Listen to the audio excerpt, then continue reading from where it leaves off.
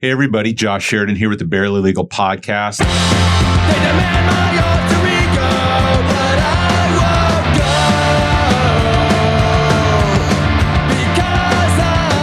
On today's show, I have Dan Byers, who is 1/4 of one of my favorite bands locally, Wolfface. He also has a production studio over in, is it Clearwater or Pinellas Park or St. Pete? St. Pete. And has worked with a lot of my favorite artists. I always get to geek out texting through a mutual friend anytime I hear that there's a new record coming from Gone Is Gone or Mastodon, or who's the Kveller Talk, or some of these other people that you've worked on. I've been wanting you on for a long time because I think of all the guys in the band, you and I probably have the most similar music interests. Okay. Because I know that Ryan kind of trends a little bit more indie rock. He likes his pop punk kind of stuff. Pop punk stuff. And then Michael J likes, his Jawbreaker and his that sort of stuff. But I think you get into a little bit of the heavier stuff, don't you? I think so, yeah. All right. Probably out of the band. You're the heavy guy. That stuff a little more. Yeah. So are you from that area of town originally, or did you? Yeah, I was born in Clearwater. So where'd you go to school? I went to high school. I went to like 3 different high schools. Did you get in trouble a lot or move around a lot? Or? I got beat up real bad in high school. My jaw was broken. My skull was cracked. All my ribs broken. I held a handful of my teeth. What happened there? Was it your fault or was it no? Normally, if I was running my mouth, I'd say I was running my mouth and someone shut it for me kind of thing. This was totally random. Oh my God, that's awful. 6 guys, basically the basketball team. Yeah. Saw me. One guy dared his friend to go hit some random stranger, like that knockout game, whatever. Yeah. And I was just the next person. Oh my God, that's awful. So 6 guys beat me up. 5 of them were named Antonio, which is kind of just a weird fact of the thing. This is the most chilling and amazing story at the same time I think I've heard in quite some time. So yeah, you got beat up by 5 Antonios and a Moreno. Oh wow! Okay, just 6 kids. How old were you? I was 16. Oh my God! 16. So I got punched from behind, and that, I guess, I don't know. I felt a couple of punches. I don't know which one broke my jaw. Yeah, but it broke clean through, between the eye tooth and the one just behind it, and I didn't know what was going on. And then I was on the ground because I was just being punched. And what school was that at? This was at Pinellas Park High.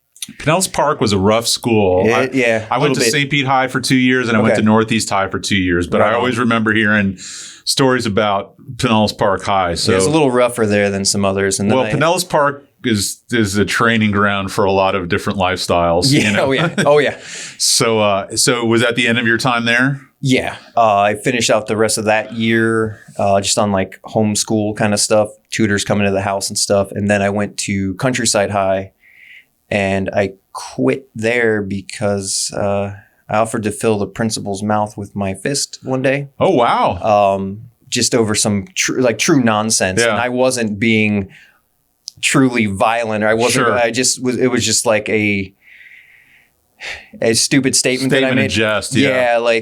I was being pushed into this weird corner. They're going to expel me and my sister. Oh, wow. And my sister was crushing it at high school, and I was hating it. What was the issue? I held up a sign that said, die Cougar scum. We were the Countryside Cougars. Yeah. And for a pep rally. Right. And I made this big, huge sign. Just being funny. Just being funny. Yeah. And then the football team tried to rightfully kind of beat me up this time. They were angry. You're an agitator. I'm an agitator. Yeah. In the earlier case, I really was not agitating anyone. That was just wrong. Yeah. This was, I was agitating when they came up the bleachers. I was like, yeah, bring it on, knowing I was just going to get annihilated because I am no good at fighting. Right, right.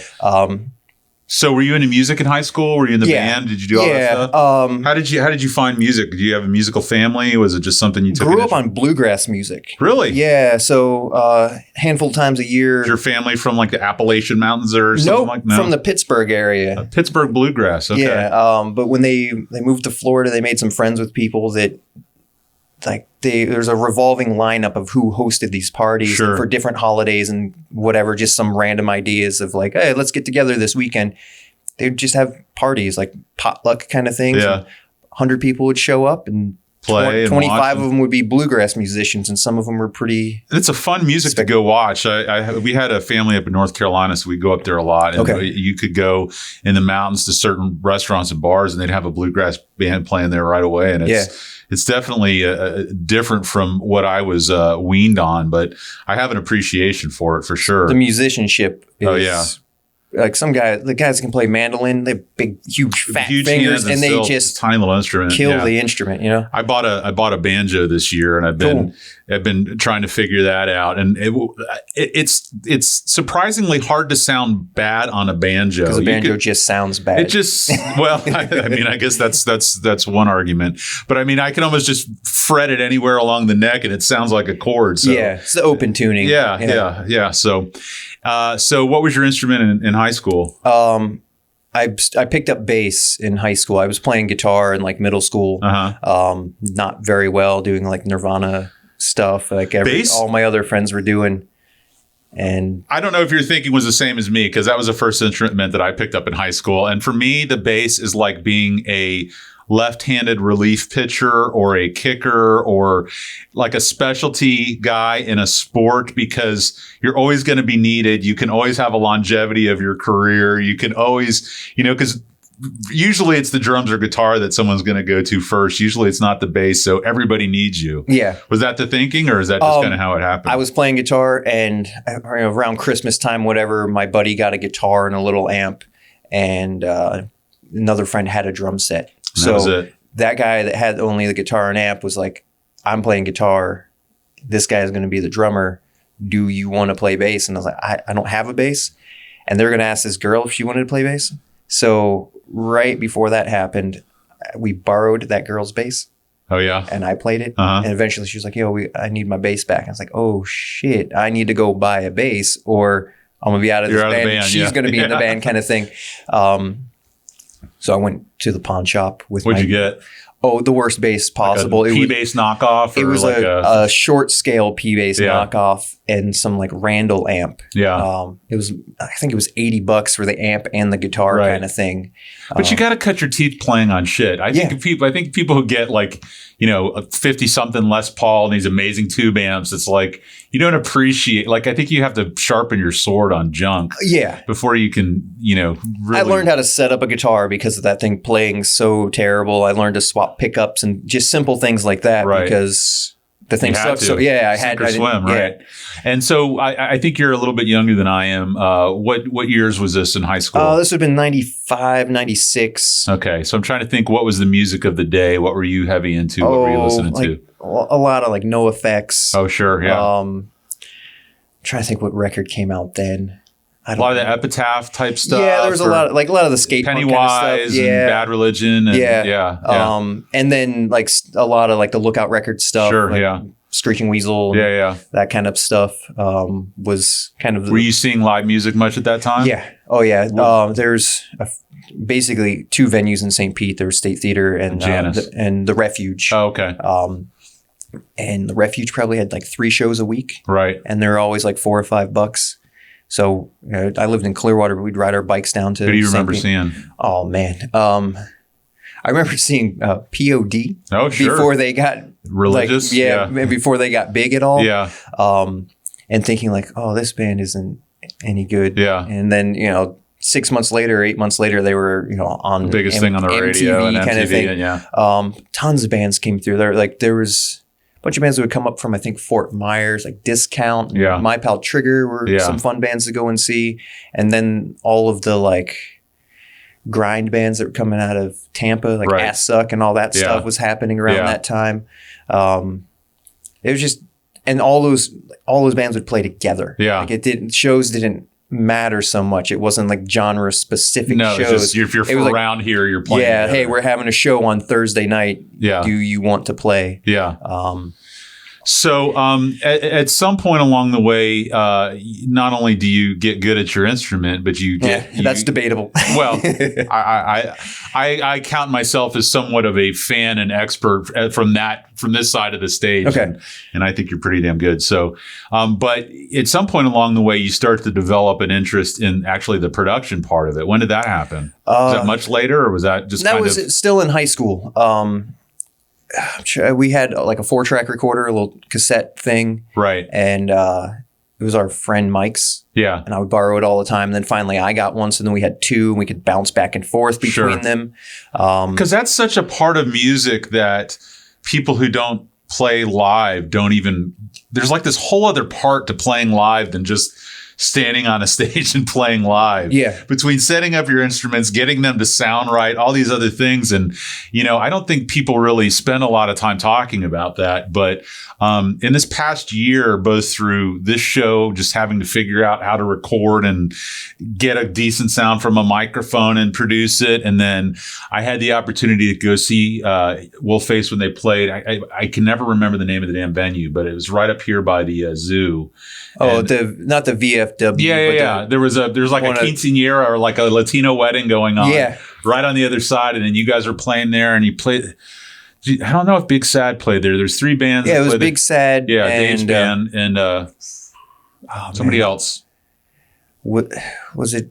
Was it Virginity? Yes, it was. Yes, it was. I was trying to remember who played that show. Well, and so this was the first time I'd ever seen you guys play live, and that place is a hole in the wall, and you had this little thing, not much different from this, around the corner, this Apogee with it you guys were all plugged into. And literally, like during songs and between songs, you're like reaching around the wall and messing with the knobs and the dials. And it was just like, wow, it's so crazy what you have to do to just play that type of show. Yeah, we brought in the PA system. Right. For that. We rented a couple of things, but it was like a hodgepodge of what. But I loved it because that reminded me of all the every time you see like, not to equate the VFW to CBGB, but I mean, a place with low ceilings you can't fit in. It's not set up, but those are the best shows. Yeah, it's making it work, and right. I think the environment becomes just as much of like a part of the music show. And how the way things sound and how things come about. For sure. 'Cause that's similar to what most bands practice in. Right. So it's a kind of a familiar setting and a familiar sounding environment. Right. And then lastly, you guys did your jingle for Liquid Death Water, and I got to come to your studio and actually watch you guys record that. And so my big takeaway there is that the drums are 99% of the whole process, because you and Ryan and Michael J and I were just bullshitting in the room while it's Dan as well, right? Yeah. What's Dan's last name? Williams. It was 3 hours of him trying to get his drum set up straight. Yeah. And again, as much as I love music and know about music, or at least I like to think that I do, this is really, this past year to me, just through knowing you guys, been an education in recording and live music, seeing what goes into it. And so I was going to ask you just to talk a little bit about miking drums, what that process is. There's books written on it. One of my friends locally here wrote a really amazing book on how to record drums, and it's not some little like thin magazine. Yeah, it's like flying a jet. It's a big book on just how to record the drums. But that's everything, because the vocals and the guitars and the bass and everything else, you can kind of just, once you have that laid down, you kind of just come in and do what you got to do. Yeah. Getting the takes from the drummer is the hardest thing, and getting a good drum sound is surprisingly hard. And the stuff that you have to do to make it sound just like drums. Right. Because you put all these microphones around a drum set, and then you have to reassemble the like acoustic sound of the drums in that room. So you can't do it with one mic. Sure. You can, but it's very difficult. Very difficult. Yeah. Throwing up a couple of mics helps things. Now you have independent control for drummers' bad balance, internal balance on the kit. Most drummers just have kind of a bad internal balance because they're so used to playing against really loud amps and stuff, and they're not worried about their volume in the room so much. Right. So they're very mean to their cymbals. Yeah. Trying to tame that stuff while still bringing up like the skins of the drums and stuff. We're kind of doing this out of order, but not being a drummer, like did you get into, let me figure out how I want to ask this question. Did you know how, do you drum at all? Have you drummed at all in any other band? A little bit. So you had a basic knowledge of drumming, but I mean, you've probably learned infinitely more about it recording it than playing it. Would that be accurate? The tuning of the drums, like tuning guitar is easy. You plug into a tuner and it tells you if you're right. You can set your intonation with the same thing. It tells you if you're right. There's a very clear cut. You are in tune or you are not in tune. With the drums, it's a little more of a gray area of like, are you in tune? Yeah. Are they in tune with themselves? Do they sound good together? And do they feel right too? Because underneath the drummer's hands, you might get them sounding really good, but then the response they're too tight or the bounce or they don't feel good anymore. So there's this constant balance of that stuff. And then just getting mics onto a drum set so the drummer doesn't hit them. Right. If you're putting, a $1,500 microphone on someone's rack tom, you don't want to smack really it want with a them to drumstick, hit it. right? So maybe you don't use that good of a mic on a more wild drummer. Sure. And now your mic placement is different. Everything like there's sounds there. Yeah, it's like a house of cards in a lot of ways. It's a million little decisions that add up to hopefully something that sounds okay. So, and through the course of this year, I've really gotten in. There's a podcast called Crash Bang Boom. I don't know if you've ever heard about it, but it's a drummer's podcast, and cool. They've had Dale Crover from the Melvins and Chris Maggio, who's in High on Fire, and some of these other bands, Chris Penny, Dillinger Escape Plan, like a lot of these drummers have been on there. And there's so much other stuff that goes into drumming that I never even thought about, like seat height and how high your cymbals are and stretching and breathing and just all this it's such a physical act that if aside from just knowing how to play the notes or play the drums, there's so many other things with your body you're having to do that the other people in the band don't have to worry so much about. With a guitar, you have a strap. Yeah. And if that strap is adjusted, you put it back on the guitar. It fits you the same way. It's like getting into someone else's car. You don't quite fit, but you can make some quick adjustments and make it down the road. Right. With a drummer, they're disassembling and reassembling their car. Yeah. Every night. Yeah. Every single night. Recording. Yeah. And every little move that happens there just kind of pushes them a little farther out of their comfort zone. So the height of their seat, the weight of the sticks they're using, if a stand breaks, now you borrowed someone else's, it's not set at the same height and the same angle. And don't you a lot of times if you're touring, you're playing someone else's kit? Is that happening? Pretty often. Most drummers will tour with their own kit, but then a lot of nights it's just easier to use some house kit especially if you're going like overseas. I know a lot of times you don't fly with your stuff. You just lease it or use it over there. Yeah, you might rent a kit there and you might get one day before tour to play with it. Get it set up and get comfortable. A good drummer can be kind of comfortable with anything. Right. But some drummers, even really great ones, are very particular. Yeah. And it takes a little bit of work. So the band in high school, did you have a name? Simpletons. Simpletons. Yeah. All right. Michael J was in that band. Oh, was he? Oh, that's because I forgot. You guys known each other since high school. Long time, yeah. When I got beat up, my jaw was wired shut for 3 or 4 months. And talking wasn't much of an option. And like moving about would get me so winded. Sure. I couldn't do much. Right. So I did basically nothing. I just laid around the house for a long time. He jumped in on bass. Really? Yeah. He was in that band then for quite some time. Oh, wow. Through a good portion of high school and stuff. And then when he quit, I rejoined for a short time and then the band broke up. Wow. Very cool. How bands do.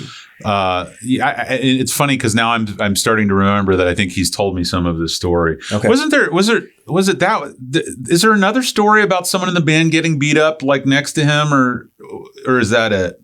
Was there a tour? Was there a show? Or was there something where someone almost got their ass kicked? Or there was a lot of that stuff. So I'm not sure how much you want to go into. I don't even know which time. Which one are you talking about? I don't know. It wasn't daily. We weren't like some rough and tumble bunch. We were a bunch of like scrawny little pop punk kids. Well, your guys are getting older now, but I can definitely tell that he's got a hair up his butt sometimes that he can probably get people going. And we did a lot of that.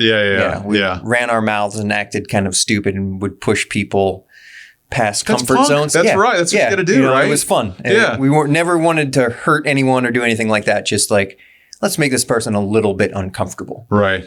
So what was the next band after the Simpletons? I'm trying to think what I joined after that. Oh, I met a guy named Mike in high school. Okay. When I went to a new high school. Sure. I didn't know anyone. I knew like one person there just from like friend of a friend kind of thing.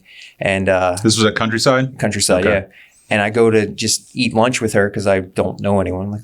And there's this kid sitting on the floor with a French fry half in his mouth, just in like some weird suspended animation thing, like blissed out. Yeah. I was like, whoa, what's up with that guy? They're like, oh, that's Mike. He does that. And I was like, he does what? He's like, right now he's off of Music Land. There's guitars whizzing by. He's in the clouds. There's music notes whizzing by his face. And he's like just a beautiful mind. Yeah. He's just blissed out right now. Yeah.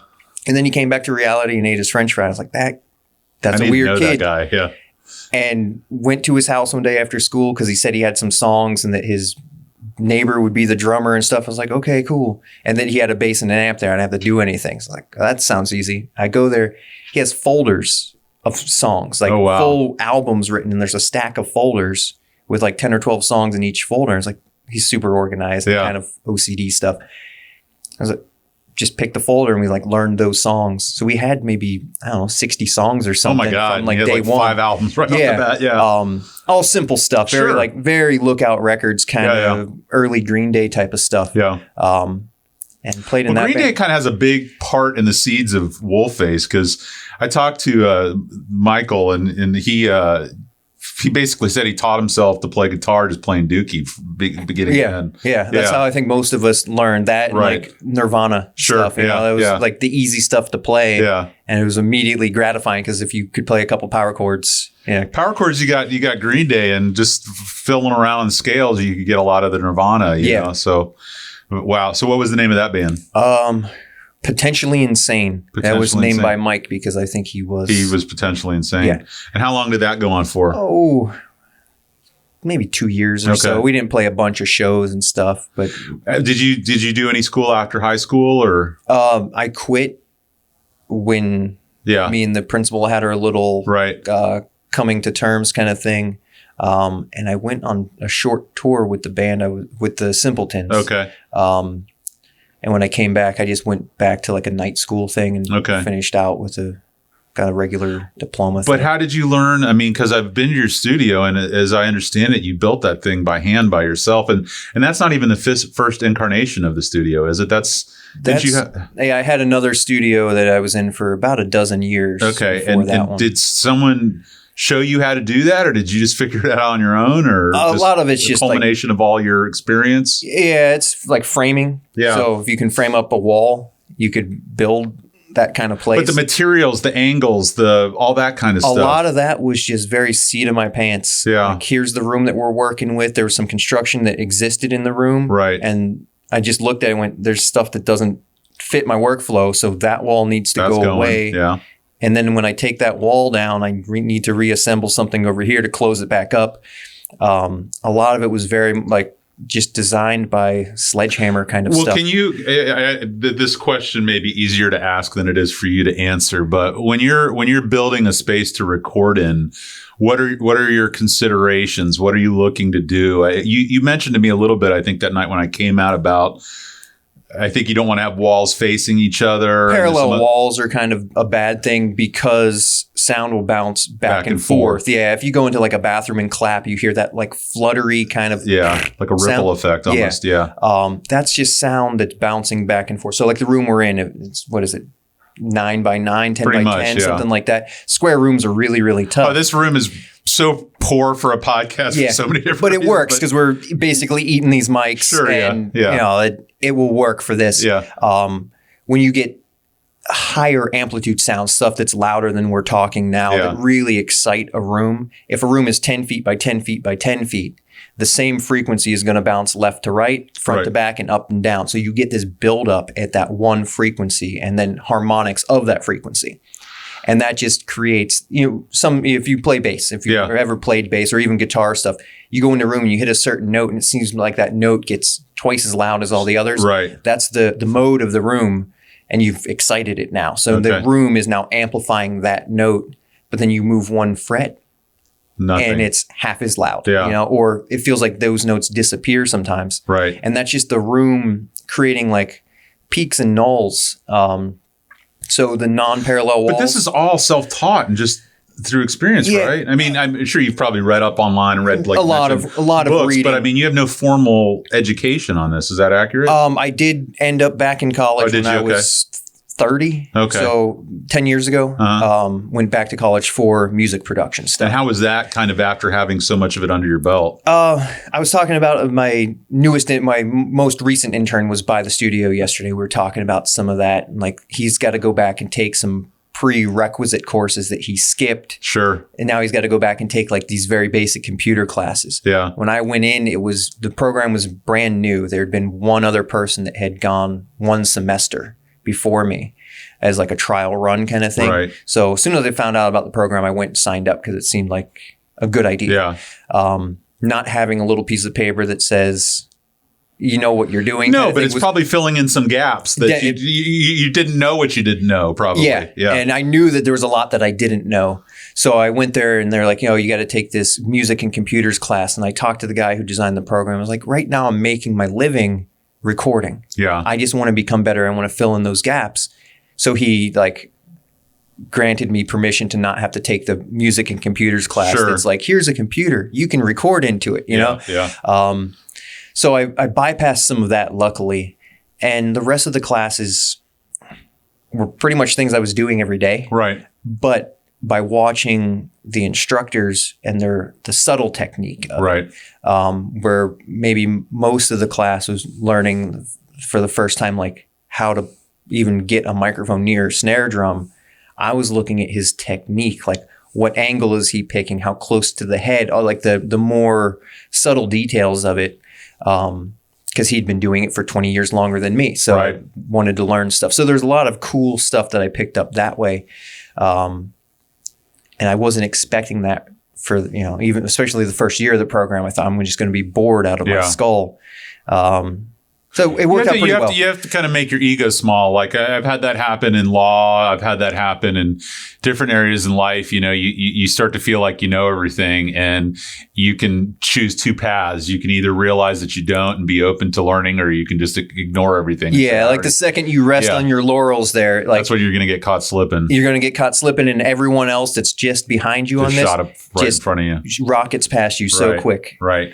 So, you said the first studio you had for how long? It was about a dozen years. And what caused you to move to, and then you moved to where you're currently at, right? Yeah. So right before I got the previous studio to the one I have now, I was working at a studio in Clearwater.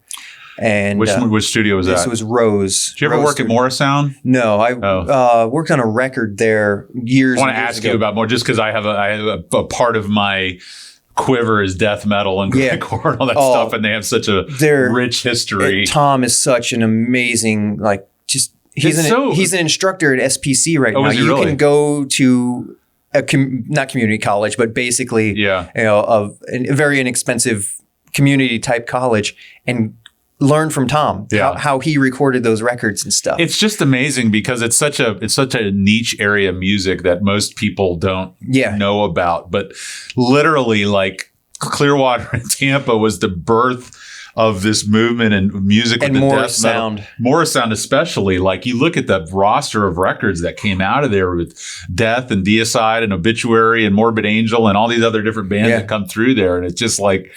That was the LA of that type of music or whatever you want to. They defined the sound of that here. Really, just quite amazing. Cool yeah. So, so you said you were working at another studio. I was working at Rose Studios. Okay. Not doing a whole bunch, but I was like the main engineer there. Sure. Nice, cushy gig. Yeah. Had a secretary and stuff. Oh, really? Like that. Yeah, it was nice. It was a nice place. And how long did you do that for? About a year, a little bit more than a year. Yeah. And the day that I was loading up their truck, they were moving to somewhere in Arkansas, just like south of Branson, Missouri. Yeah. I'm loading up the truck, and this band that I've been wanting to work with for quite a while, that we'd been in like little talks. I was like, yeah, we'll be able to use this place. Yeah. Just once you get signed to your little label and the budget comes through, we'll get started. Right. And they call me like, hey, everything's good to go. I was like, oh, well, hang on. Let me call you back later. Let me go buy everything. And pretty much. Yeah. I had a little home setup and enough to do guitars and stuff at home. And it was a nicer, more professional Pro Tools rig. But at the studio there, we had the big rig with all the inputs to it and everything we would need. And I'm packing them up and they're moving. And now this band is ready. So do I know this band? It was Sleeping by the Riverside. Okay.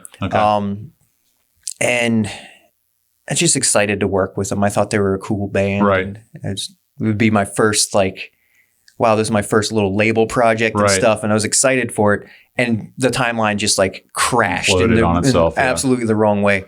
But at that same time, my parents had just leased this big 10,000 square foot building that they were building a daycare into. Right. And the place was being completely demoed. We cut out all the walls from 4 feet down. And everything is just disgusting in this place. And there's a room in the middle that we were putting all the debris in. I was like, well, if I could track drums somewhere, and they have to work in the evenings, so I can't do it from home or something. Right. So I cleared out that room, told my folks, I need this room for maybe a month, it seems as though they've been supportive of you. Absolutely. Amazingly supportive. Letting me be as dumb as I want, helping me through that. So we go into this little room and we start working on the record. We worked for a month or so on it, and it worked pretty well. Yeah. It was as I kind of went along, working off of a card table and, got a little bit better desk and just sort of got some stuff together. I didn't have enough gear getting started with it. I had to call the label and be like, hey, send me the whole budget. And well, normally we send half to get started and the half when it's done. I was like, well, normally I get it all up front, which wasn't normal. Yeah, there was no normal for me. Yeah. But if I didn't get all of it, I wasn't going to be able to buy the gear I needed to make the record. So if they didn't send it all, I was just going to have to decline the project. Right. So I said, send it all. They went, okay. Check shows up and went immediately and bought the little bit. Where'd you go? Paragon? I went Sam Ash. Springy? Okay. Sam Ash. Okay. Went immediately there and bought the stuff that I needed for a headphone system and enough mic stands and cables and things like that to get myself off the ground enough to track a band. And we had guitars in one of the little kids' classrooms down the hall. That's so badass. What a great story. Stuff was all over the place in this building, but it didn't matter. But now you had one under your belt. You had a confidence level. Yeah. And then over a dozen years there, we built that place out better. I split it into 2 rooms and hired an acoustic engineer to design stuff for me. Right. So I learned a lot there. And then what caused you to leave there and go to where you're currently I was working 6 at night to 6 in the morning because I had to work the opposite schedule of the daycare business. Sure. You just needed to be unfettered by another business. Yeah. Yeah. And I was shopping for a building with the guy I used for mastering. We were looking at all these places and we were going to go in with another guy. And there's all people I met, instructors I met through the college. Right. And stuff just kept falling apart. Yeah. Every time we'd find something cool, the rent would double. Yeah. Or the one guy was trying to trade one of his buildings towards another one and everyone would be on board and the last minute stuff would fall apart. And I went to buy gear, with one of the guys who was in Sleeping by the Riverside. He called me up, 20 years later or something like that. And was like, hey, my friend's selling a bunch of gear. You want to go check it out? I was like, sure, we'll go sometime. He's like, why don't we go now? I was like, oh, okay. So I go and this guy has all this amazing gear, piled up what I wanted and was like, I'll go look up some prices. You look up some prices, then we'll come to some sort of a meeting in the middle. Yeah. So he calls me. He's like, hey, here's what I'm thinking for a price. And it was $10 more than my really lowball offer that I was thinking. I was like, yeah, that's good. I'm not going to haggle over $10 when it's thousands of dollars kind of thing. So I went and picked up the gear and paid him for it. And I left and I was like, well, what's he going to do with that space? He's already got a studio there. Right.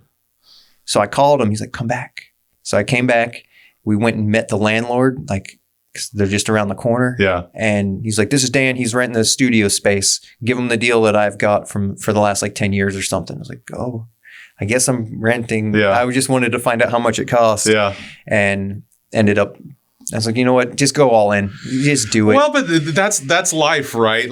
You can't force things. They just got to kind of happen the way that they happen, right? And all the best things in my life that I've experienced didn't come through aggression and blind ambition and, just tyranny of will. It's just been the gates open and this is the path you're going down. This door opens, you can go in. Yeah. Well, thank God you went through it, right? Yeah. Now, where is this in the timeline of Wolfface? Were you already started in Wolfface? Wolfface was just getting started. I think we were working on our first record.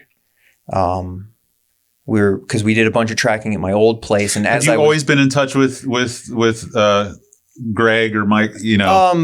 Yes and no. They're like when he first got married. Because he had some other bands that he was in too, right? Yeah. And when he first was Ryan had his little jaunt on TV and all this other stuff. I didn't know Ryan before Wolfface. Okay. I knew Dan since I was like 5 years old. He grew up 10 houses down the street from me. Dan just had a baby. Yep. Yeah. Yeah. He's doing good. Dan's the whipping post of the band. Like I always have this conversation with. I was like, I try and figure out which Beatle each of you are, and okay. Poor Dan. I always get to hear the stories about Dan. He's doing good. Yeah, that's awesome. Theo is doing great. Theo, awesome. Yeah. So I've known Dan for forever. He brought Ryan into the band. Like Ryan is, we call him Rain Wolf because he's like Rain Man. He's like Rain Man for sure. The music. Yeah. It's like he'll hear part of a song 10 rooms away and he knows how to play it. If I think a song loud, not out loud, just play this, and he just does it. Yeah. If I'm thinking of a song, somehow he just starts playing it. He's like the geolocation when you talk about Nikes and it pops up on your computer. Yep. You just talk about a song and he's playing it all. That's Ryan. Yeah. So even like first practice, Michael J had written a few songs. It's so hard. It fucks with me so much. I have the worst time talking about him. Anyway, go ahead. So Michael J wrote a few songs and he would swing by the studio on occasion and you'd play me a song or we just like play one of the old songs from some band we were in. We were both terrible drummers, but that didn't stop us because it was just blowing off some steam. He writes a song about Teen Wolf. I tell him it's kind of funny. Then he writes another one. I was like, dude, you got to stop this. This isn't good for anyone. Like, and he comes by with another song about Teen Wolf. I was like, spend some time with your wife and kids, man. Stop this stuff. But we'd play those songs, whatever, and kind of just shoot the shit for an hour or so. And then he'd go home and I'd go back to work. And we're like, hey, we should maybe get someone out. So there was this guy I wanted to come out because he was friendly and played drums, but he was flaky and didn't show up. Yeah. I couldn't like pin him down. And so Dan's name was thrown about. We were like, well, we should call him. He's a really great drummer. And even if it's just we do some practices. Who's the actor that he looks like? They kept calling Franco. James Franco. Yeah, he looks like James Franco. So he came out and he's like, I want to bring a friend. And we had sent Dan like the demos. Right. So that he would have a feel for what we might be doing, not walking in blind. So we go to have band practice. I barely know the songs. Greg barely knows the songs. Dan barely knows the songs. Ryan plays them like he wrote them. He's like, what part do you want me to play? Like, well, it'd be nice if you could do the lead stuff, but we can get to that. He's like, well, which part? This part or this part? Like, because there's 3 parts in this song happening. And we're all like, you're like all secretly geeking out on whatever you feel comfortable with, I guess. And he just like nailed everything so perfect and made us twice as good just by him being present in the room kind of thing. Right. And I think he still does that. Yeah. There's a documentary that just came out this year called Murder in the Front Row about the thrash scene in San Francisco. Okay. And it talks about how Metallica stole Kirk Hammett from Exodus and stole Cliff Burton from Trouble, and how like they, a big part of their success was being able to see talent and poach him from other bands and bring him into their band. No poaching was done, but it just So stars aligned, I guess. That's so cool. Now Dan, drummer Dan, he's into hard music too, I think. He plays in he was playing in like a heavier band for a while. What were they called? Oh crap. I recorded them and I can't think of their name off the top of my head right now. It'll come to me in a second. Getting old sucks, man. Yeah. Yeah. I feel like an asshole right now. That's all right. We'll post-production it. Yeah. They are called. Yeah. Yeah. And then Ryan's in like 5 bands. Yeah. He's in every band. Yeah. And then we just got Greg, Michael J. Yeah. With the other bands. So now I don't know how. So I knew the brothers because I was a prosecutor over in Pinellas County. I knew that they liked music because on Facebook we would comment on the same things. At some point last summer, give or take, I posted something about Teen Wolf 2, and he just went apeshit on me. Like, it's the worst movie ever. It's an abomination. It's blah, blah, blah, blah, blah. I was like, you have a lot of strong feelings about a relatively remote movie that anybody would even give a shit about. And finally, he's like, let's go to lunch. And we went to lunch and he told me the story. It's so funny because throughout the course of that lunch, the dynamic changed because I was a senior attorney. I had been doing a little bit more and all this other stuff. And then at some point he drops on me his whole other life. And right away I become like a 7-year-old girl. And I'm just like, tell me more, tell me more, tell me more. And he's been on vacation for the past 2 weeks. And so he's trying to take a break from his phone, but literally like, I don't stop fucking with him all day long, just constantly asking him questions about this, that, and the other. It's been the coolest thing ever, getting to know him and the band and getting to see what you guys do. But at some point, I think it was around that show, I was talking to him about how big of a Mastodon fan I am. Okay. And he said, by the way, Troy from Mastodon, there's a small chance he may be at the show tonight. And I was just like, I've been trying to get him to come out. Oh my God. And, I've seen them. I saw them in Atlanta at the Paps Fest where they co-headlined with Run the Jewels. Okay. I saw them in the Blood Mountain Tour when they played at the State Theater in St. Pete. Yeah. I was at that show. Were you? Yeah. I think, and I'm not, you can't sue me for libel or slander, but I walked right past Brent doing a deal like in the alley behind this was before he got married. I think he's cleaned up his act a little bit now. But that was an amazing show. Yeah. That was an amazing show. I love that album, that Blood Mountain album, especially because it was before I got into Mastodon, I was in the Queens of the Stone Age. Okay. And I love Josh Homme. He's one of my favorite singers, one of my favorite guitar players. And he sang on one of the songs on that album, which was really cool. But in any event, this is your interview. You got to work with Troy and have worked with him on several albums. Is that true? Yeah, over the last, I don't know, maybe 3 or 4 years. So how did you start gaining where you're getting internationally known artists coming in? So I made friends with a guy named Mike Major. Okay. He's local. He did the first couple at the Drive-In Records and stuff when he lived in Texas. I'm a big Mars Volta fan. And so, yeah. And Mike is just an amazingly nice guy. Super chill, very willing to share, and just awesome to basically do nothing with. Just go to lunch with and chill and talk about nothing. Right. So I met him through my mastering engineer that I like, and the guy I tried to open up a studio with. Hung out with him a little bit, and because he'd worked with at the drive-in stuff. Troy Sanders moved to Florida, right? For reasons, family reasons, and he needed a place to record some stuff.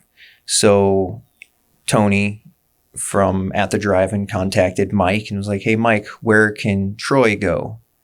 And Mike brought Troy to my place. That's so badass. And I was leaving that weekend. I had plans, so I didn't even. The timing is always like right at the horrible, the worst possible scenario. So I basically just left Mike keys and was like, just do your thing. Like gave him the quick like 10-minute tour of like, here's where stuff is plugged in. You're only doing like vocals and maybe some guitar work or something. You're not doing a full band. You need like 1 or 2 inputs. This will be easy. And he's a great engineer. He can pop down anywhere and just figure it out. But he came in, we did the quick thing and like wished him well. And I went camping and I came back. He's like, everything was great. I was like, cool. Awesome. Thank you. Got paid for my studio time and stuff. I was like, that's cool. I was camping and made money. That's nice. Passive income. I love it. And then fast forward a couple of months and I come to the studio one day and there's a note on the door. I was like, oh, who the hell's leaving me notes? It's going to be one of my angry neighbors around me. Like, you got to be quieter over here or something. And it's a note from Troy from Mastodon. Like, hey, I was here a little bit ago and I need some studio access for some various things. Can you call me? I was like, oh, yeah, I think I could do that. I can manage. So I called him and he would come in and do some tour prep stuff where he would just play along with some songs for the Gone Is Gone stuff. Right. And then we recorded some vocals, recorded some bass, did some little things like that. And then it just sort of grew from there. So it was very like organic, I feel, in the way that stuff came to me. And maybe a year ago or so, I started working with him. I think I know what story this is going to be. Go ahead. A little more heavily. And I found an old magazine that I had from like 2006 or something like that. 2000. I don't remember the year now, but it was like recording magazine on like how Mastodon records. Yeah. And I was like, I bought this because I was working with bands that were remotely similar. Right. and I wanted to glean some information from pages of a magazine. Sure. And now I was like, I'm working. It's the harmony and the frequency of the world, how it all comes. Now I'm working with the guys that I was just trying to figure out a little bit from. I was like, oh, I feel like the luckiest person on earth, you know, like, and it's just continued to. So what story I thought you were telling, so I have been, so I'm an only child. My parents were quite a bit older, and I had tons of time to myself growing up. So I just was an avid music listener, you know, and I really got into heavier music, guitar driven music, probably towards the end of elementary school. Cause, you know, when I was in, I think 8th grade, it was Injustice for All came out. Okay. And, I don't know if it was Raining Blood or which Slayer album, but Anthrax, you know, all those types of bands, Megadeth, all these things I was getting into. And then of course, grunge came through and I was huge into the Red Hot Chili Peppers. I loved Blood Sugar Sex Magik. John Frusciante was my favorite guitarist.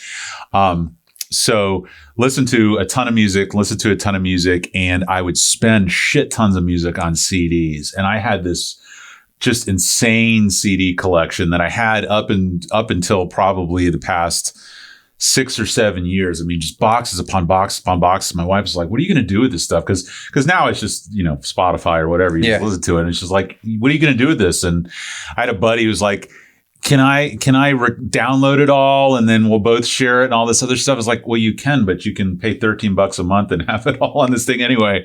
So finally I ended up selling it, whatever the one is out here in Nebraska. I don't know if it's Record Exchange or whatever. There used to be one in Pinellas Park too, a record store. There's a couple of them. There's one in Brandon, there's one out here in Nebraska, and then there's one kind of close to where your studio is. Anyway. We'll post-production that into. Yeah. Anyway, but I promised myself I'm not getting into vinyl. I'm not going to get into vinyl. I'm not going to do it. I'm going to end up on an overpass, you know, blowing people for cash to go buy records. I'm not going to do it. So not this past year, last year, my wife and I decided we had just had our son. This was going to be our first trip without the kids. We decided to go to Asheville, and it turns out that it's on Record Store Day. Okay. And there's a pretty popular record store not too far from where we were staying in Asheville. And we had no kids, and I knew my wife wanted to sleep in, and I can't sleep in. Like, my eyes open at like 6:30, and I just can't go back to bed. And I said, do you mind if I Uber to this store and just see what they got going on down there? And the Stairway to Heaven cover that Mastodon did was one of the records that was there that day. I got this big Sleep, you know, Matt Pike and that thing. I got this Grateful Dead reissue. I got some other stuff, but Mastodon's, was it their manager, Nick John, or yeah. So their manager passed away of cancer. God, that band has been ravaged by cancer. I've lost both my parents to cancer in the past 2 years, and so seeing what, you know, Troy went through with his wife, and Bill went through with his mom, and then, you know, they just had a lot of issues there. But their manager passed from cancer, so the manager's favorite band was Led Zeppelin, and so they did a Stairway to Heaven, a live, and then a recorded studio recording. And so I got that record and I loved it. I thought it was pretty cool. And around the time that I came out to watch you guys to do your liquid death thing, Craig was like, yeah, you know, Dan worked on this record. I don't know what it was. And I'm literally on the phone with him looking on the back of the record. And I was like, holy shit. So you worked on that record. Yeah. Right? Not real heavily, but but you were involved in it. Yeah. Which just blew my mind. I was like, that's the fucking coolest thing ever. So what part did you play on that record? We did some vocal stuff for Troy that I'm not sure if it made it to that. Okay. And it's hard to tell listening to it, like if he's tucked in the background somewhere or whatever, and the bass stuff. Okay. And for that, like, I just looked up what they used on their original. Yeah. You know, and I happened to have most of it, or very, very similar stuff. Like if not the same years, but like period correct kind of stuff, and same amp that they used or were rumored to use or whatever. You know, who knows if the internet tells the truth. So we set up a thing that sounded kind of like that, but with like kind of a more modern edge to it. Now I know just enough to be dangerous, and probably not only that much, but I've seen Sound City. I know about the Moog board and Pro Tools versus, what is it, analog, or you know, like digital versus analog. Yeah. What do you use at your studio? Pro Tools. Yeah. I mean, that's the industry standard right now. It's nice to have compatibility with most other studios, even studios that don't use Pro Tools have a Pro Tools rig. so that they can transfer sessions in and out of their studio. Now, you as a producer, can you hear the producer on records? Like, do you have producers who you like, or you can hear their sound? Like, I know there's different, like, there's very different approaches. Well, so I'll give you two examples of who I know. There's Rick Rubin, who probably can't play an instrument, but he just can tell you how something feels, right? Yeah. And then there's like Steve Albini, who can play every instrument and is brutally honest with the people who come through there. It's like, this sounds like shit, but you're paying my hourly rate. So, tell me what you want me to do and I'll do it. I would say I'm more of the like Steve Albini kind of camp. Like, I think that a band, when they come in, they've spent infinitely more hours working on their music, playing it live and doing their thing than I have with them. Right. They've done hundreds and hundreds of hours. I'm an hour in maybe with them. And it's unfair for me to be like, you're doing it wrong. Yeah. If I hear something that's crazy, I ask, is that supposed to be crazy? Is it supposed to be this like really dissonant, hard to digest thing? Yes? Then okay. Success to you. You're doing it. If the answer is no, we got to figure out who's playing the wrong thing here, or what's happening to make it that way. Do you ever get blamed by the artist for problems that aren't you? Less and less. But that's happened before. Oh, for sure. Things are my fault when they can't. When they go right, they did it. When it goes wrong, it's your fault. Yeah, I'm holding up the show because there's some technical thing that just is happening. Yeah, can't plan for that. Well, that's the other thing apart. I mean, you've got to have your head on a swivel. Like, the best laid plans kind of get thrown to the side when you're recording, isn't that? Pretty much. Yeah. If a band doesn't come in very prepared, it's obvious in the first 15 minutes of trying to track anything that today's going to be a rougher long day. Yeah. And then there's bands that come in the first 15 minutes of after everything is set and we've got sounds, we're ready to go. They're happy with what's happening in their headphones and say, all right, here we go, take one. And it's like, oh, today's going to be fun. Yeah. These guys really have their shit together and they're going to. Now, does your studio deal with a lot of different types of music, or do you generally have a certain type of band come through? I do a little bit of everything, from a lot of like, because of Wolfface and the connections there, I do a lot of like guitar driven. Yeah, mostly guitar based music. But an occasional jazz band, country band, that kind of thing. Some hip hop stuff comes through. Now, how is recording hip hop as opposed to guitar driven music? Because a lot of that, they're using machines to make their music. They come in with a beat typically, because I don't do any beat production. Sure. So they come in with a beat made by whoever. Yeah. And basically it's kind of like a karaoke session in a way, where it's just a mic and they do a lot easier to mic a hip hop. Yeah. It's just tracking a vocal. There are some little like tricks and techniques to get that like in your face, really steady, constant, like big sounding vocal over top of a pretty dense beat, but it's not impossible. Aside from it is fun though. Aside from Gone is Gone and some of the work that you did with Mastodon, any other bands that I would know that you've worked with? I know you worked with Vellertat because Troy sang one of the tracks on that. On the new Splid record. Yeah. They have a new singer with that record. Singing in English. Yeah. I did a little bit of stuff for Propaghandi a while ago because Sue Lin, that's local here, or was until recently, tried out and made it into that band. She's crazy good guitars. Yeah. And other than that, like, I've worked with like Taylor Swift's band. Okay. But she just put out an album last night. Yeah, not on Taylor Swift's music. Sure. They kind of do this snarky puppy kind of stuff. Okay. And they were in town and she paid for him to come into a studio and just sort of hang out. It was a bunch of the pages that I follow on Facebook. If you look at her new album that came out last night, Folklore, it looks like a like a Swedish death metal album. It's a black and white cover. She's in the woods and her logo and the name of it looks like Venom or Mayhem. Yeah, it's the craziest thing. That's insane. You have to look at it. I don't know if it was intentional. I saw she was doing something with like Bon Iver and... Bon Iver, one of the guys from the National, are on there. So I think she's trying to become more legitimate indie kind of artist. Not my cup of tea, but my daughter loves her. So, but anyway, the cover's pretty fun. I'll show it to you after the show. Aspirations as far as production. I mean, are you marketing? Are you reaching out to people, or is it all just more organic, kind of word of mouth? I have never done any advert. Well, that's not true. a long time ago, I made a single flyer and I hung it at Sam Ash. Okay. One with those like little, here's my phone number at the bottom, rip it off. And someone, Lost dog. Yeah. Here's my studio. Yeah. Someone in the warehouse took the whole thing and their band called me. And from then I've never done any like advertising. It's all been just word of mouth.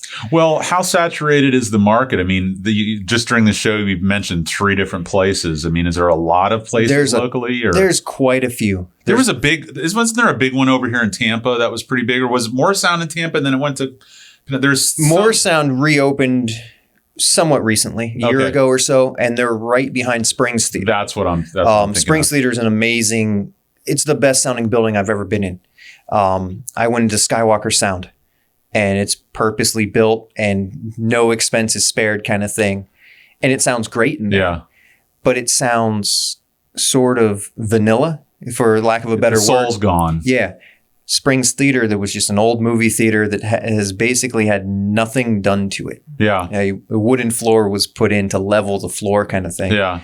The orchestra in there sounds better than they do in any of the halls. I'm having deja vu. I might have had this conversation with you before, but we were talking about like happy accidents, like things that exist in either live music venues or studios that academically shouldn't make the sound better, but that kind of do. Yeah. Is that something that you've seen before? Oh, that's the definition of Springs Theater, I think, is that just, it's such a... There's a weird pillar. There's no real stage. I'm not saying that, but I mean, this is cement and it should have carpet, whatever the thing may be. The design is like basically terrible, but then you put drums into the room and you lose your mind because it's this crazy huge ambience that never gets blurry or murky or muddy like most rooms tend to do. Have you recorded much live music? Not tons. Not tons. I have like a mobile rig that I go out with. That would almost be a completely different animal. Like, it's very different. Yeah.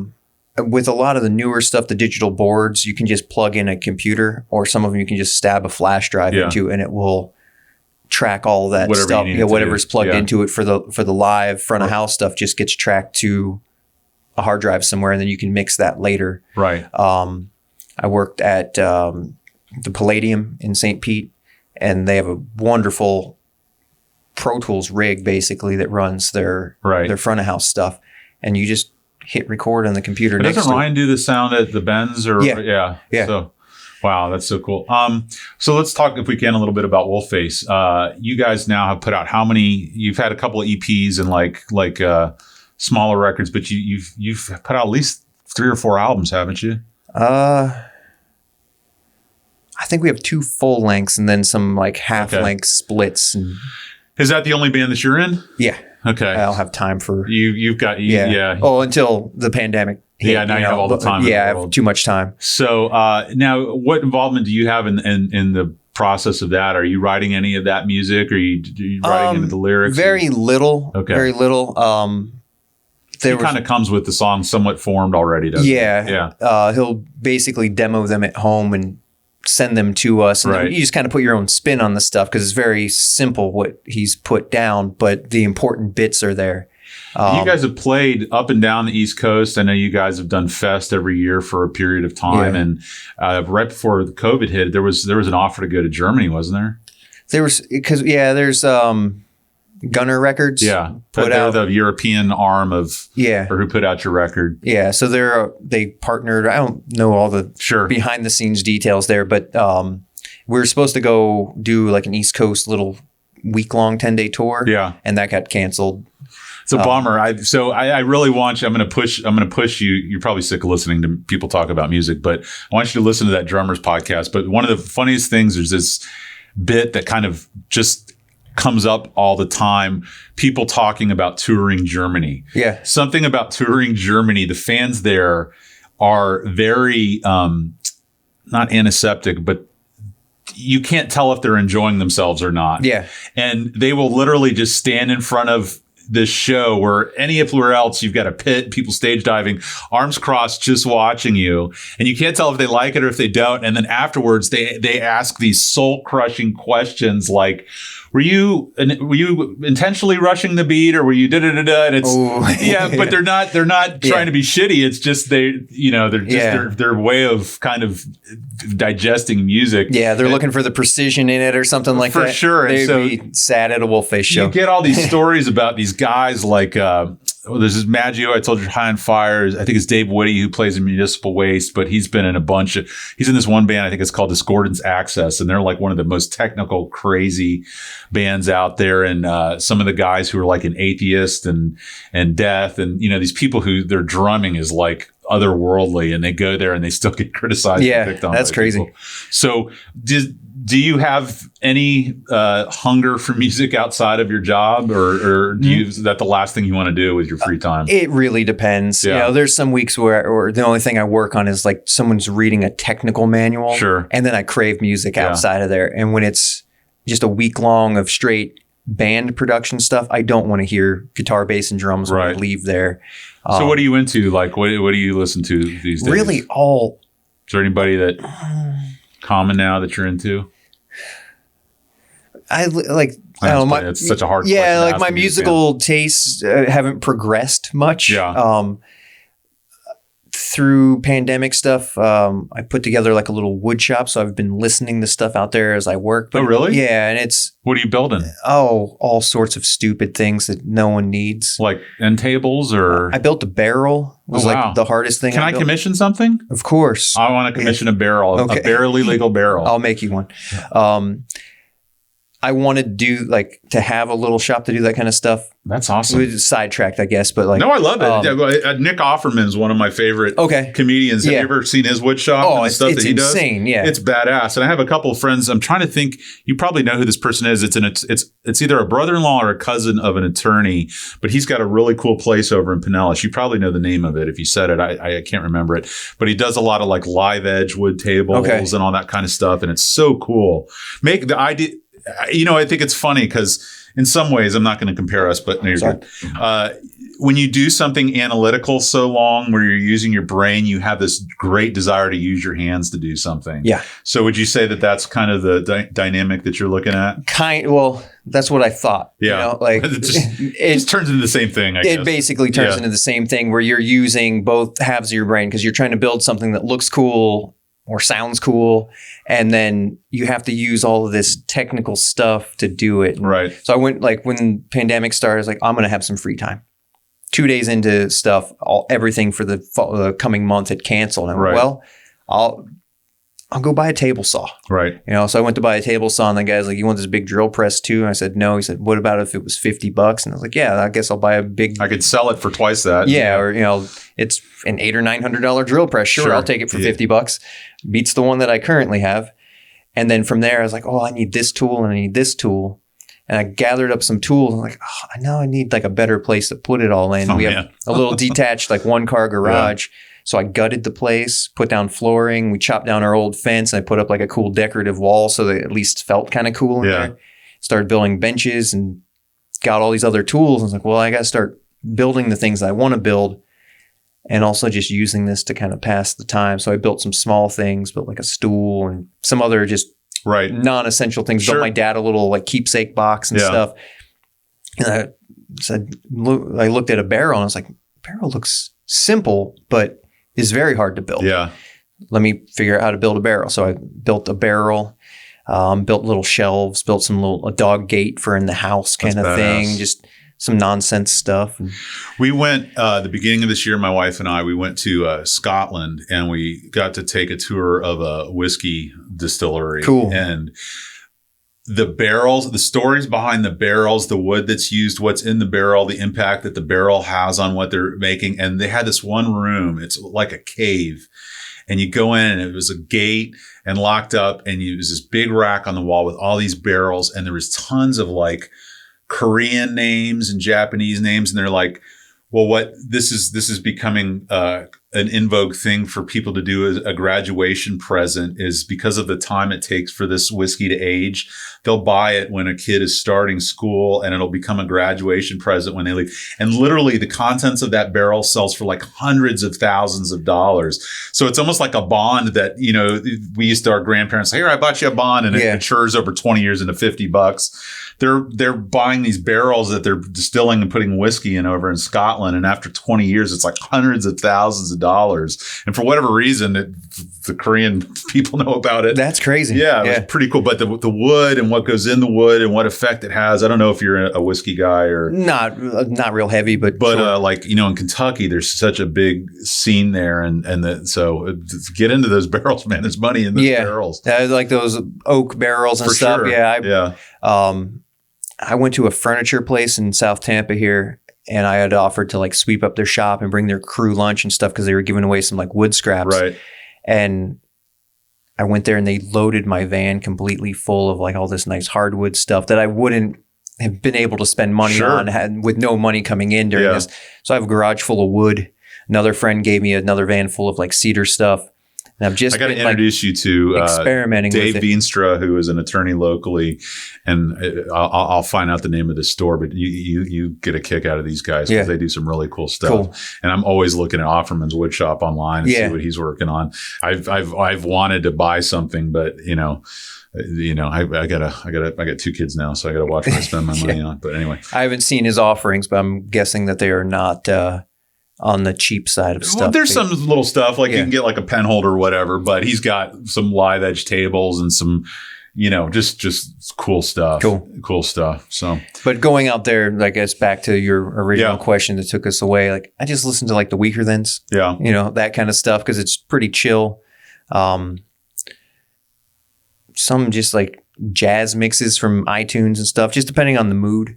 I go down these rabbit holes and, at some point in my life, I was very up on whatever the current music is. And at some point that stopped happening. Now there's some metal, I can still do it. I'm still on the cutting edge of that. But as far as pop music, not at all. But I'll just go down these rabbit holes of listening to whatever. And like Fleetwood Mac, I'll start listening to early Fleetwood Mac with Peter Green. And I don't know if you know who Peter Green is, but not a huge Fleetwood Mac fan, but that's okay. Awesome. Well, he had this guitar called Greenie, and it was a Les Paul that they called the Greenie. They named it after him. And it was, he owned it.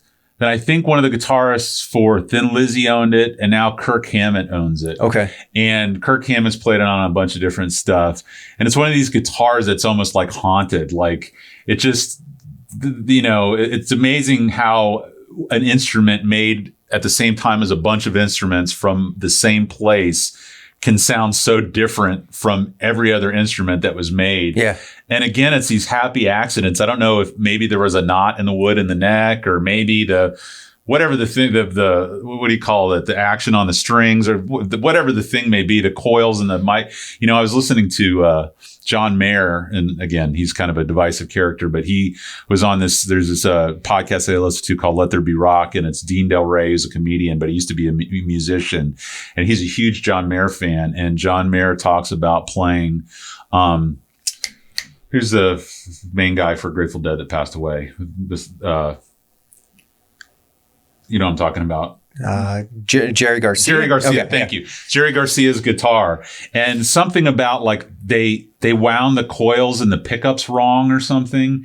Like the pickups weren't made the way that they were supposed to be out made. Of spec somehow. There was something fucked up about them, but that's the only guitar that plays the songs the way that he played them. Yeah. So he talked about holding this guitar, and he said, I mean, he had already been like sold a million. John Mayer, he's like, I held that guitar and it was like my first time holding the guitar ever. It just scared the shit out of me. And so I just love, there's so much about music if you really want to get into it. Stories behind bands, behind instruments, behind recordings, that now has become kind of where I go with music. And so, in any event, but it's funny, I was just having this conversation with somebody the other day, and as a kid, part and aside from music, I was always really into movies, and I could get really into these dark movies, just these dark movies. But now with what's going on in society and me having kids, the last thing I want to do is like watch this dark movie because it's like there's enough darkness going on. Life is dark enough. I don't need it. But for some reason that hasn't happened with music. Something about heavier, faster music almost brings me harmony, brings me joy, brings me some kind. And I think there's got to be. I keep talking. I need to read it, but there's this book. I think it's called How Music Is Made by David Byrne, and I think he really gets into the science of like frequencies and you know, how many beats per minute and all these things, like the math of it and how the brain reacts to it. Yeah. And I just think that's really cool and beautiful that with this art form, there's definitely a science to it as well. For sure. Like I can fall asleep listening to black metal. Yeah. You know, because there's a certain just cadence to it that turns into a white noise and just it really does. Sort of lulls me off. Yeah. It's probably easier for me to fall asleep listening to like Wolves in the Throne Room than it is to like fall asleep listening to something that's infinitely more soothing. Yeah. You know, put on some classical music and now I'm listening for, that third chair violin sounds a little out of tune. You know, I'm listening to that kind of stuff because that stuff is usually handled very beautifully from a technical sense, from the player's approach to their playing and the music that's written to the recording process of it is very gentle, very thought through process to keep all that stuff intact. And then you go to something that's like black metal that sounds like someone laid an iPhone in the room next door. Intentionally trying to make it sound like just shit. To make it more terrible to listen to kind of thing because it suits the music so well. And that stuff just sort of washes over me. I go, and fall asleep. Were you ever a Joy Division fan? Yeah. Is it Martin?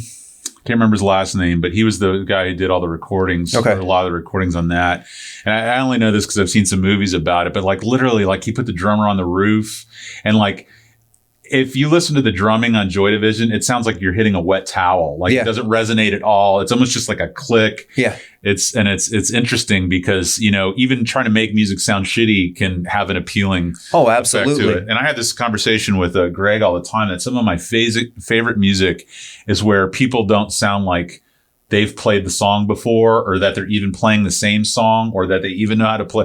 And like, so I grew up, I was born in 75 and I was really into skateboarding. So I loved like Black Flag. I loved a lot of the Revelation Records stuff like Gorilla Biscuits and Youth of Today and all this stuff and Minor Threat and Fugazi and all this other stuff. And, you know, when you guys did your Misfits cover at Fest, that was everything for me. And as I understand, you're doing another, I don't know if you guys have announced who your next set will be, but definitely very much in that vein. Yeah. So I love that stuff. I just love when it sounds like maybe you just learned this year how to play drums, or maybe you forgot what happens at this part of the song on the guitar. There's bands that come in, it's like, I don't think they've ever listened to other music before, and it's amazing. Because there's no preconceived notion. They're not trying to be something else.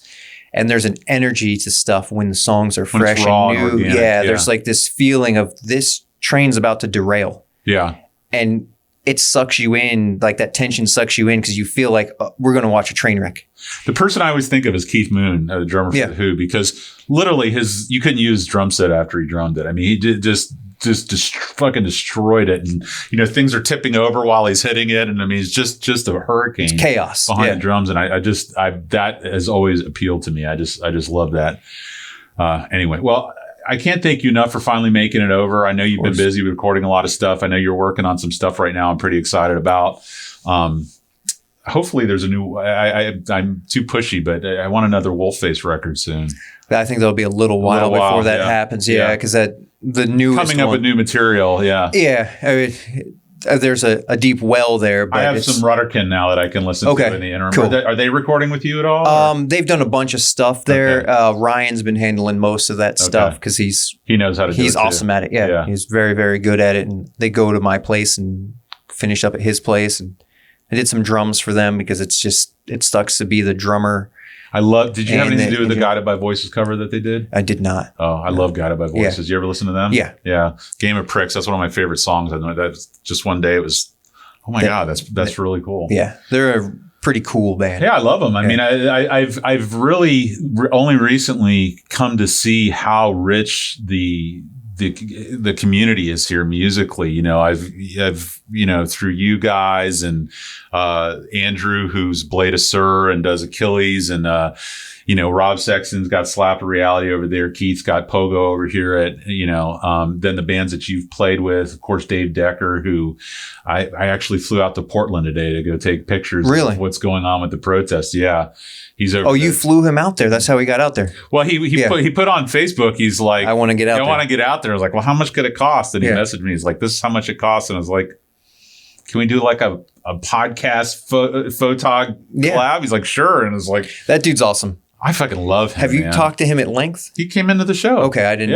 Yeah, no.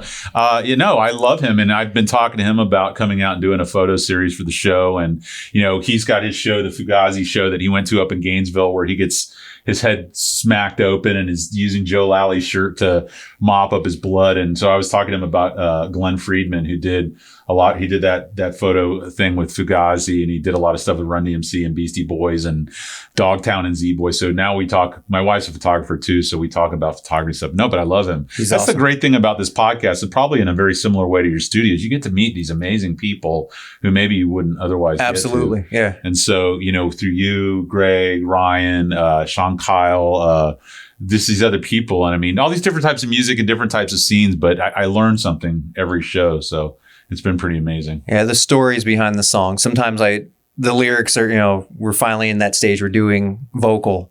I'm like, can I get a lyric sheet just so we are on the same page here? And I read it. I'm like, oh, some of it's about nothing. Yeah. It's clearly about nothing. Yeah. Or they're doing a very bad job of conveying what the nothing is. Right.